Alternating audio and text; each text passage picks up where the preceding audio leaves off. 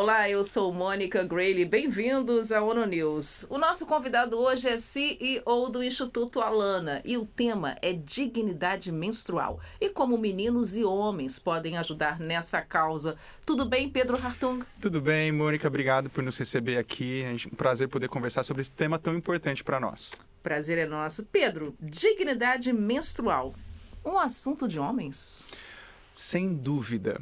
Olha, Mônica, a gente tem estudado esse tema e a gente lançou recentemente, o Alana é uma organização que atua já no Brasil e no mundo há mais de 30 anos pela defesa dos direitos de crianças e adolescentes, e a gente viu que tinha um tema que as pessoas não conversavam.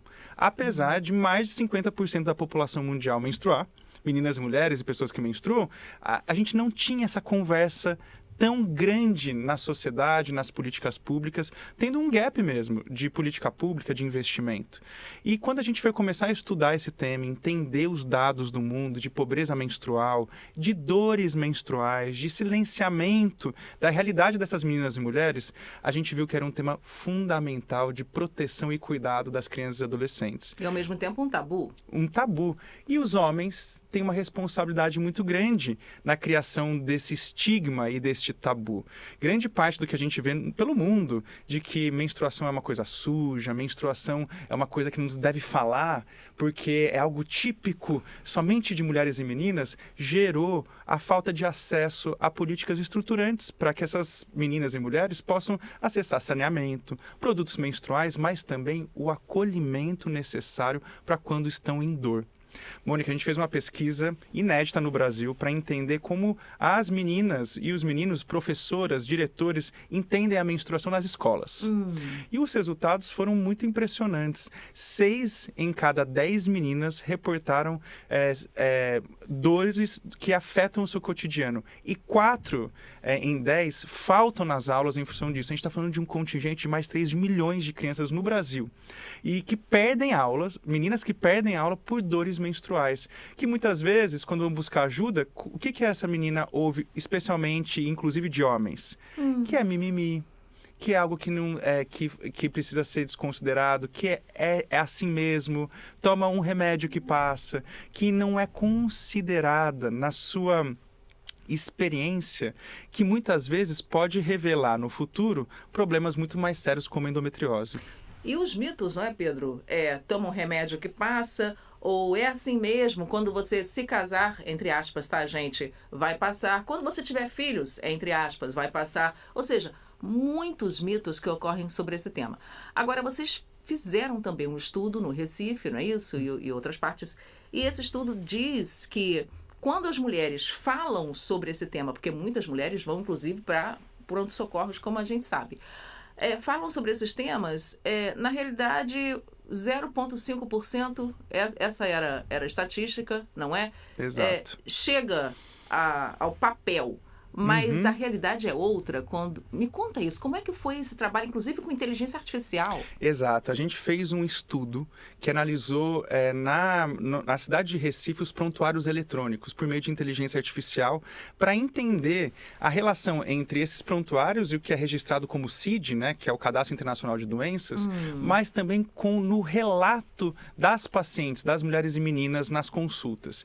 E daí, quando a gente analisa esse contingente de quase 500 mil mulheres e meninas, a gente viu que, apesar de elas relatarem que estão com dor, com fluxo maior, isso não virava CID. E quando virava CID, muitas vezes o protocolo de atendimento não era encaminhado para um protocolo adequado de cuidado.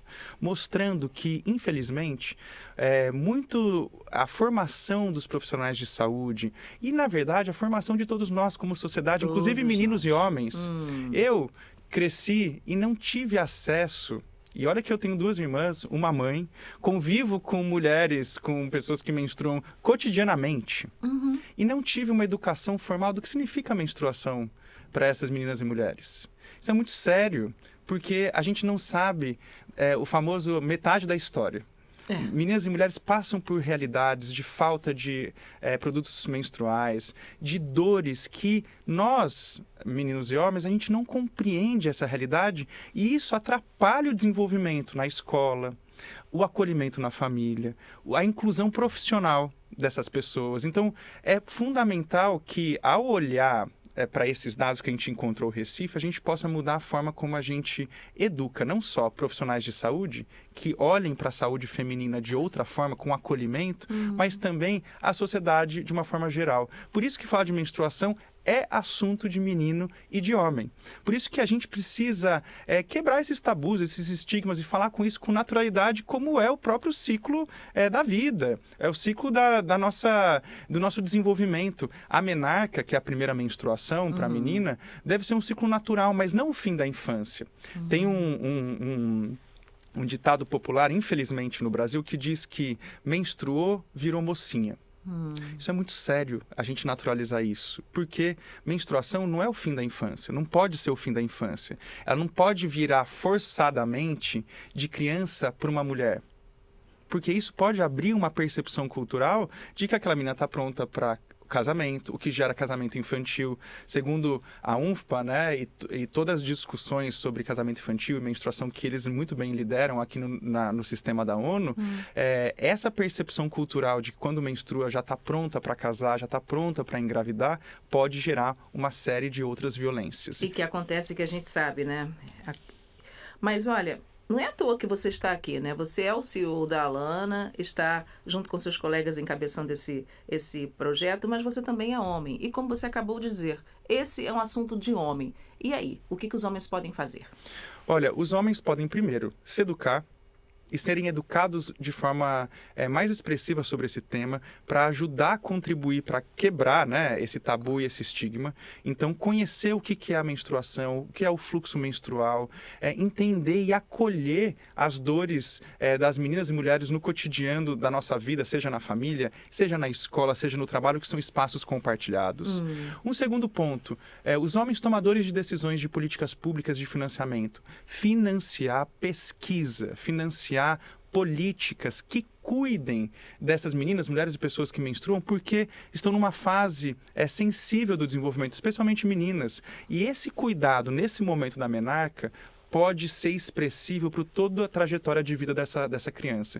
A gente sabe que meninas que sentem dor a partir da primeira menarca, tem chances muito maiores de desenvolver problemas menstruais como endometriose e adenomiose, que são complicações muito relevantes e que podem gerar, por exemplo, outras complicações biológicas, complicações de saúde severas para essas pessoas. Então, é fundamental que os homens possam conhecer melhor sobre esse tema para poder tomar decisões, como os homens ainda estão em espaços de poder e tomando muitas decisões sobre sem mulheres, considerar e ouvir as mulheres, é fundamental que a gente possa conhecer e investir em ciência.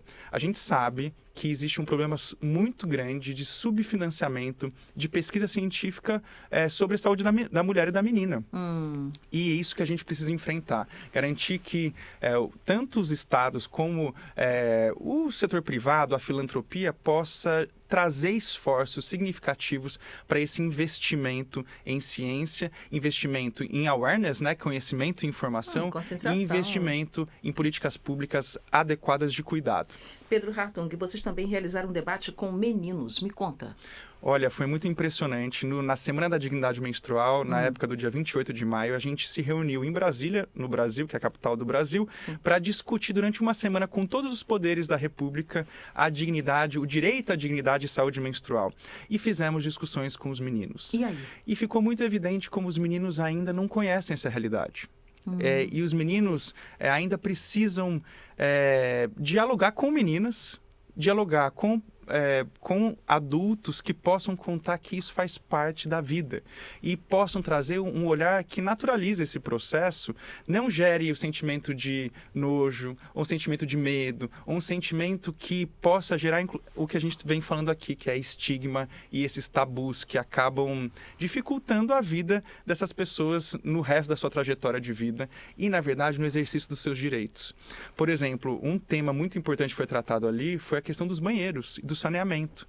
Muitas mulheres nas suas trajetórias, né, de caminho para o trabalho, quando estão no período menstrual, não têm acesso à higiene básica, para transitar pela cidade, para conseguir ocupar esses espaços de trabalho, ou quando sentem dor, não são reconhecidas nessa dor, seja pelos seus companheiros, pelas famílias, seja no trabalho, seja na escola, na universidade. A pesquisa do Equidade Info apontou que até professoras, 1 em 10 faltam por dores. É um assunto que realmente diz respeito a todos, não é verdade? E para terminar, aqui na ONU, como é que fica esse debate? Vocês têm um status consultivo no ECOSOC, trabalham com o Unicef, com outras agências, mas esse tema deve se expandir para outros países? Sem dúvida. O que a gente busca no sistema da ONU é que todos os responsáveis por olhar por crianças, por educação, por saúde, por investimento, seja o fundo das populações, seja Unicef, que possa olhar com isso de uma maneira conjunta. Não só na dimensão da pobreza menstrual, que é de acesso a serviços e produtos, mas também na dimensão da dor. A gente precisa falar de dor e permitir que as crianças, as meninas, as mulheres tenham o direito de crescer sem dor.